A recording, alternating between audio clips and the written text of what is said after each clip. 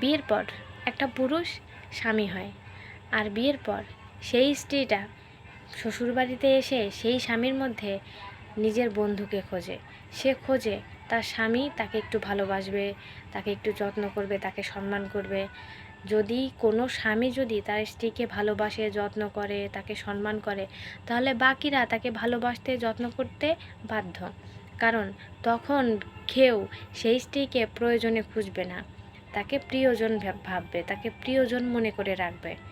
আর যদি স্বামী খারাপ ব্যবহার করে, মারধর করে, অসম্মান করে, সবার সাথে, সবার সামনে, পরিবারের জন্য সেই ওয়াইফের সাথে, তার স্ত্রীর সাথে খারাপ ব্যবহার করে, তখন সবাই সুযোগ পায় তাকে কটু কথা বলার, তার সাথে খারাপ ব্যবহার করার, তাকে বাজে বাজে কথা শোনানো, এমনকি গায়ে হাত তোলে। এরকম অনেক পরিবার আছে যারা সেই পুত্রবধূর গায়ে হাত তোলে।